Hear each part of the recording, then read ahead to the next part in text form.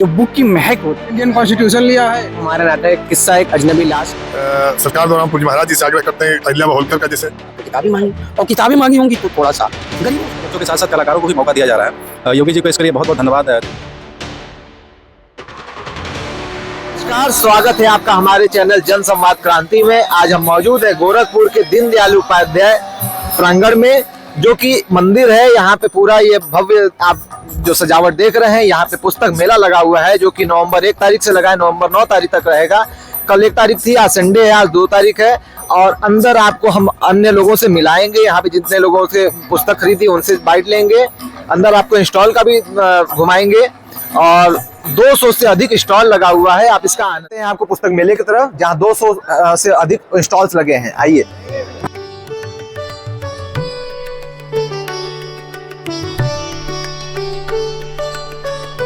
मेले में आए हैं तो यहाँ पे एंजॉय कीजिए। कल्चरल एक्टिविटीज हो रही है, कंसर्ट्स हो रहे हैं, म्यूजिक, डांस, सब कुछ आपको मिलेगा। एंजॉय करते रहिए। घुमाया, आप अंदर से लोग आ रहे हैं, आइए जानते हैं कुछ अनुभव इन लोगों के कैसे क्या। भैया एक मिनट, आप मेला घूमे हैं, कुछ अनुभव अपना साझा करें। जी, मेला बहुत अच्छा है भैया, और इतनी सारी किताबें हैं, आप जो भी चाहे ले सकते हैं। हर तरह की हैं, आपको साहित्य के मिलेंगी, साइंस के मिलेंगी, फ्रिक्शन बुक्स मिलेंगी, स्टोरीज मिलेंगी। मेला बहुत अच्छा है सर। क्या क्या आपने देखा, एंजॉय किया इसमें? सर बुक्स बहुत सारी, आपको बुक मार्क्स बहुत अच्छे अच्छे मिल जाएंगे। आपको जम्मू कश्मीर की प्रदर्शनी आई हुई है, वो मिल जाएगी बहुत अच्छी देखने को। आप कुछ खरीद भी सकते हैं। तो यादें सर, मतलब बुक आप देखिए आके, आपको लगेगा हर वैरायटी की बुक है, आप जो चाहें वो ले सकते हैं। डिजिटल कॉपी और हार्ड कॉपी के बारे में कुछ कहना चाहेंगे आप? बात तो आपकी सही है। जो बुक की महक होती है, जब आप हाथ में लेते हैं बुक को, और जो आपको वो खुशबू आती है, वो डिजिटल में नहीं हो सकती। आप डिजिटली कितना भी पढ़ लें, लेकिन बुक की बात और बहुत डिफरेंट होती है। आप मार्क्स कर सकते हैं कोई भी चीज़, कोई लाइन आपको बहुत पसंद आई, आप लिख भी सकते हैं, कुछ भी कर सकते हैं। लेकिन डिजिटल के साथ वो चीज़ें नहीं, वो यादें मिट जाती है। तो बुक के साथ आपके साथ हमेशा बनी रहती है। किताबें बहुत सी हैं, साहित्यिक या आपके शिक्षा के क्षेत्र की से जुड़ी हुई किताबें पढ़ना आवश्यक है। वो आपके ज्ञान में, आपके व्यक्तित्व में निखार लाती है। पढ़ो कि हर मेहनतकश को उनका हक दिलवाना है। पढ़ो कि अपने देश को अपने अनुसार चलाना है। सफदर हाशमी साहब की ये 2 पंक्तियां थी। हमने भी एक किताब खरीदी है, आप देख सकते हैं, हलाहल। हालांकि हलाहल ना कोई खरीदना नहीं चाहता है, ना देवता पीना चाहते हैं, ना राक्षस पीना चाहते हैं, और जो इसको पी लिया वो महादेव हो गया। देखते हैं, ये विश्व गौरव की लिखी हुई किताब है, हमारे युवा लेखक हैं, और इसको पढ़ने के बाद बताएं। अंदर से कुछ और लोग निकले हैं, आइए जानते हैं इनका अनुभव। क्या करते हैं? जी, हम BLLB करते हैं। और कैसा लगा मेला आपको? मेला तो है बहुत ठीक है, किताबें भी हैं, लेकिन रेट थोड़ी ज्यादा है किताबों की। बाकी है ठीक है। कैसी किताबें आप लिए हैं, कैसी पसंद करते हैं? वैसे तो मुझे नॉवेल्स पसंद है, लेकिन मैंने नॉवेल्स नहीं लिए, इंडियन कॉन्स्टिट्यूशन लिया है और 2-4 किताबें और ली हैं। ठीक किताबें हैं। डिजिटल फॉर्मेट ज्यादा बढ़िया लगता है कि हार्ड कॉपी? Hard copy. क्यों, वजह बताइए। उसको जैसे पढ़ने का अपना अलग ही मजा रहता है।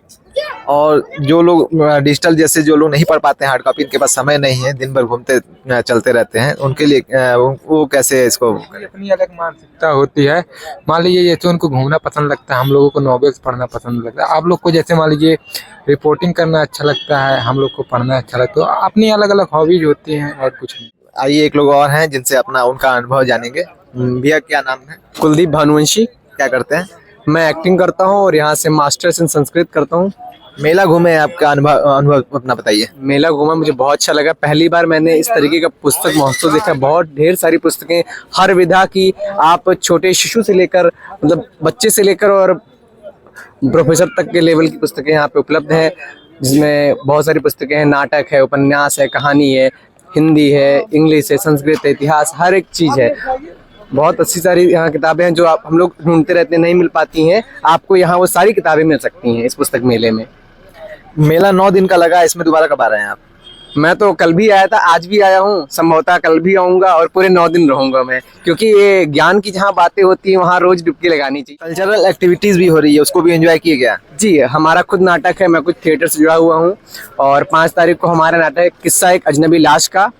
मैं सभी को आमंत्रित करता हूँ आपके चैनल के माध्यम से। आप सभी लोग सपरिवार सादर आमंत्रित हैं। समय 4:30 से 5:30, दिनांक 5 नवंबर। आइए सर से जानेंगे, वो मेला घूमे हैं अभी, कैसा लगा उनको? सर अपना अनुभव अब सर्वप्रथम आपके चैनल को धन्यवाद देता हूँ कि आप आए और इसको कवरेज कर रहे हैं। शिक्षा वो शेरनी का दूध है कि जो पिएगा वो गरजेगा। और इस पूर्वांचल की ऐसी धरती पर हम स्थित हैं जहाँ डीडीयू में, जहाँ शिक्षा के लिए पूर्वांचल ही नहीं पश्चिम से भी लोग आते हैं, ग्रहण करते हैं, से शिक्षा ले जाते हैं। और यहाँ गोरखपुर बुक फेस्टिवल गोरखपुर महोत्सव के रूप में मनाया जा रहा है, तो एक बेहतर है। और युवाओं के लिए तो बहुत अच्छा, बहुत सारे कार्यक्रम हो रहा है। किताबें हम लोग खरीदे हैं, हम लोग अहिल्याबाई होलकर के वंशज से आते हैं, तो उनकी बुकें बहुत सारी जगहों ढूंढे हैं, मिली हैं, अच्छी बुकें हैं।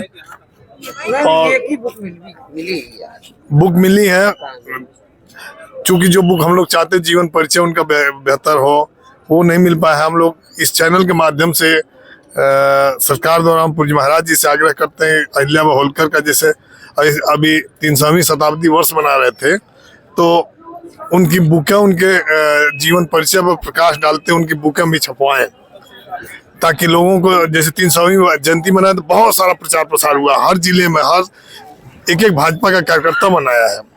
तो इसलिए हम आपके माध्यम से आग्रह करते हैं पूज्य महाराज जी से कि उनकी पुस्तकें यहाँ भी उपलब्ध रहें, प्रदर्शनी लगे। और बहुत अच्छा व्यवस्थाएं हैं महाराज जी द्वारा। महाराज जी कल आए थे, उद्घाटन भी किए थे।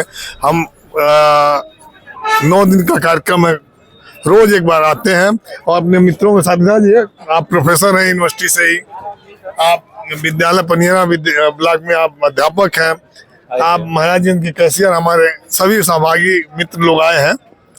वार्ता जरा भैया दो शब्द कुछ। जी, बहुत अच्छा है, पुस्तक मेला है, हमने वाकई में देखा है, हर स्टोर पे गया और विभिन्न प्रकार की जैसी जिसकी रुचि है उस हिसाब से किताबें बिक रही हैं, छोटे बच्चों से लेके प्रतियोगी छात्रों तक के लिए मैंने देखा। तो एक जगह पे किताबों का एक मेला लगा, जो किताबों का धीरे धीरे परंपराएं खत्म हो रही हैं, तो इस तरह के मेला या महोत्सव का आयोजन जरूर करना चाहिए। जो किताबों से दूर हो रहे हैं लोग, वो किताबों से जुड़ेंगे। आपके शहर गोरखपुर में जहां गीता प्रेस मौजूद है, जो अपने प्रेस के लिए जाना जाता है, विश्व भर में उसकी किताबें जाती हैं, और वहां सबसे कम कीमत में, जो कहा जाता है छपाई की ही कीमत में, उस बिहार पे आप क्या कहना चाहेंगे? जो आज के विद्यार्थी, किताबें बहुत महंगी भी होती जा रही हैं धीरे धीरे, तो आप उस पे क्या कहना इस पे मैं कहना चाहूँगा, रियली में कई किताबों को मैं स्वयं चाहा कि खरीद लूँ, लेकिन करीब 50 से 100 पेज की किताबें 300 रुपए के रेट पे बिक रही हैं, और ये दुखद है। क्योंकि अगर ये गीता प्रेस की जो बुक्स होती हैं, काफ़ी मोटी मोटी, काफ़ी अच्छे पेज हैं, बहुत सारे पृष्ठ संख्या की किताबें आखिर किस रूप में बहुत कम कीमतों पे बिकती हैं। लेकिन यहाँ पे ये जो अच्छे उपन्यास कई तो मैंने देखा, ये प्रतियोगी, छोटे बच्चों की प्रतियोगी किताबों को मैंने देखा, बहुत महंगी है, जिससे कि वाकई में लोग दूर चले जाएंगे। इस तरह से भी लोग दूर जाएंगे, क्योंकि जब मोबाइल हम खरीदे हैं और हर बुक को उस पर डाउनलोड हो जाती हैं, जबकि वो आनंद आता नहीं है। मोबाइल से पढ़ने में और बुक पढ़ने में बहुत अंतर होता है। लेकिन भाई कीमत ज़्यादा होगी तो काम चला लेगा आदमी मोबाइल से, तो बुक की वैल्यू घट रही है। लेकिन कहा तो ये जाता है कि मोबाइल की कीमत किताबों से ज्यादा है, कपड़े जो है बदन पे उसकी कीमत ज्यादा है, जूतों की कीमत ज्यादा है। लेकिन जो किताबें आपके व्यक्तित्व में निखार लाती हैं, जो आपको कपड़ों से ज्यादा आपको इज्जत देती हैं, उनकी कीमत कैसे? भैया, मोबाइल जिस कार्य के लिए बना है वो काम लोग कर रहे हैं। किताब पढ़ने के लिए तो मोबाइल बना ही नहीं था, सच में वो कॉलिंग के लिए बना था। तो एक ऑप्शन है, यदि हम किताब नहीं खरीद पाएंगे, रुचि है तो चलो मोबाइल पे पढ़ने का प्रयास करेंगे। लेकिन अब मोबाइल पे इतने छोटे छोटे अक्षर होते हैं, उससे आँख भी खराब होता है। बहुत वैल्यूएबल बुक्स हैं, अगर टेस्ट बुक होती तो हम बहुत अच्छे से पढ़ के उसे ग्रहण करते, अपने बच्चों को ही पढ़ाते हैं। मोबाइल किसको किसको पढ़वाएंगे? तो ये किताबों की परंपरा खत्म करना समाज में एक बुरा संदेश जा रहा है। मैं कहूँगा इससे समाज में गिरावट आती। पहले बुक्स रखी रहती थी, हम लोग छोटे छोटे थे, पिताजी की रखी बुक्स पढ़ा करते थे। अब कहाँ से पढ़ेंगे हमारे बच्चे? यदि हम लोग खरीद के रखें तो पढ़ेंगे, तो वो चीज़ें बहुत महंगी पड़ जा रही हैं। स्कूल की बुक खरीदेंगे, एक्स्ट्रा बुक खरीदें, है कि नहीं? टाइम मैनेजमेंट कैसे करते हैं? जो दौड़ भाग की जिंदगी है जिसमें रोजगार को पहले प्राथमिकता दी जाती है, इसमें अपने किताबों को कैसे समय देते हैं और कब देते हैं? देखिए, हम समय देते हैं, मैं स्वयं अध्यापक हूँ। समय तो इसलिए देता हूँ कि मुझे क्लास में टीचिंग के अलावा एक अध्यापक होने का उत्तरदायित्व तो होता है। हर जगह कुछ प्रश्नों का उत्तर हम लोगों को देना चाहिए, मैं समझता हूँ। इसलिए कुछ एक्स्ट्रा बुक्स पढ़ता हूँ। इस भाग दौड़ की ज़िंदगी में मतलब ये है कि भाई जब आते हैं, जो आदत हमारी रही है, जैसे हम प्रतियोगी छात्र भी रहे हैं, काफ़ी दिनों तक पढ़ाई किया, तो एक आदत है कि बिना किताब पढ़े नींद नहीं आती है। तो उसी के तहत आज भी हम एक मेज़ अपना रखे हैं बिस्तर के बगल में, उस पर किताबें सजी हुई रहती हैं भाई।